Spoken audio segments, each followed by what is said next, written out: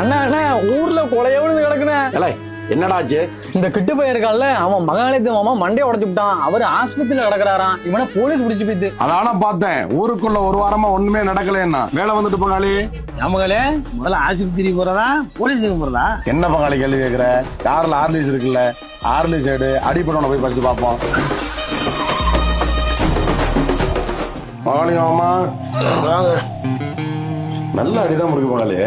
ஏமாமா அவன்லாம் ஒரு ஆளுன்ட்டு அவன்ட்டு அடி வாங்கிட்டு வந்து ஆஸ்பத்திரியில் போட்டு எடுக்கிறீல, குறாங்க ஆர்லிஸ. ஏமா இதெல்லாம் மாமா, இந்த ஆஸ்பத்திரியில பெரிய டாக்டர்லாம் பங்காளிக்கு தெரிஞ்சவங்களாம், அவர் பாத்துக்குவாரு. மாமா யாரு வந்து பஞ்சாயத்து பேசினாலும் சரி, ஆஸ்பத்திரி விட்டு டிஸ்சார்ஜ் மட்டும் ஆயிடாதீங்க. நீங்க இருக்கிற ஒரு நாளும் கேஸ் நல்லா ஸ்ட்ராங் ஆகும். அந்த பயலை ஒரு 10 நாளாவது உள்ள பிடிச்சி வைக்கணும். வரட்டுமா? உடம்ப பாத்துங்க. என்னடா மாப்பிள்ள? அது ஒண்ணும் இல்லாமா, எல்லாம் கார் எடுத்துட்டு வந்தோம். போக்குவரத்து செலவுக்கும் போலீஸும் கொஞ்சம் காசு கொடுக்கணும். அதனால பார்த்து அண்ணா கொண்டு போட்டுருங்கம்மா. உடம்பு நல்லா பார்த்துங்க சார். வணக்கம் சார். வணக்கம், சொல்லுங்க. அசால்ட் ஆகி அட்மிஷன் ஆயிருக்காருல மகாலிங்கம், அவங்க ஊருக்காரங்க தான். நாங்க ஒண்ணு சார், அவருக்கு தலையிலையும் கையிலையும் கட்டு போட்டுருக்கீங்க.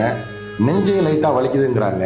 கம்பியால் அடிச்சிருப்பாங்கன்னு நினைக்கிறேன். அதனால ஒரு இசிஜி எடுத்து பார்த்துருங்க. டக்குன்னு டிஸ்சார்ஜ் போயிடாதீங்க. எதா இருந்தாலும் பேசிக்குவோம். கொஞ்சம் நீங்க பார்த்து இது பண்ணுங்க சார். டிஸ்சார்ஜ் மட்டும் போயிடாதீங்க.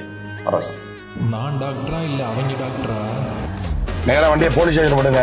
அவங்க 2 பேருமே இந்த கேஸை ராசி பண்ணிட்டாலும் நம்ம அதை எஃப்ஐஆர் அளவு கொண்டு போய் எடுத்துடணும். எடுங்க வண்டியை. வணக்கம் சார், நான் பங்காளி பையன் தான். ஒரு வருஷம் பேசிக்கிறேன் சார். என்ன பங்காளி, அந்த ஆளே ஒரு வயசான ஆளு, அந்த ஆளை அடிச்சுட்டு போய் கேஸ் வாங்கி நிற்கிறேன். நான்லாம் அந்த ஆளை ஆஸ்பத்திரி கூட போய் பார்க்க வரல. கார் எடுத்துக்கிட்டு ஓடியாந்து உன்னை பார்க்க முடியாத இருக்கும் போலீஸ் ஸ்டேஷனுக்கு. ஏன்டா இப்படிலாம் பண்ணிக்கிட்டு இருக்கேன் சார்? ஒரு நிமிஷம். டேய் அதெல்லாம் ஒன்றும் கவலைப்படாத. அவனை அடிச்சு மண்டையை உடைச்சாலும் சரிதான். பங்காளி இதில் போலீஸே கிடையாது. உன்னை எப்படியும் வெளில எடுத்துருவாரு. உங்கள் அப்பாட்ட சொல்லி செலவு காசு கொடுக்க சொல்லு.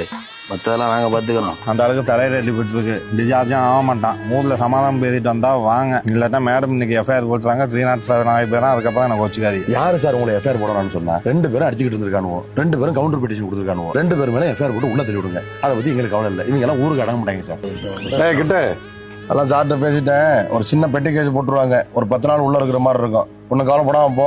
நான் வக்கீல வச்சு பேர் எடுத்துக்கிறேன். வாங்கடா. ஹலோ, அப்படியா? இந்த வந்துடுறோம். என்ன பங்காளி? ஊர்ல ஒரு புது பிரச்சனையா? முதல்ல ஆஸ்பத்திரிக்கு போறதா போலீஸ் ஸ்டேஷன் போறதா? வண்டியில ஆர்லிஸ் பல்லு கிடக்குல்ல இருக்கு. அப்புறம் நான் கேக்குறேன், வண்டி ஆஸ்பத்திரிக்கு விடு. போடும் பொய்த்திரையை கிழித்து விடும் காலம் புரியும் அப்போது மெய்யான கோலம்.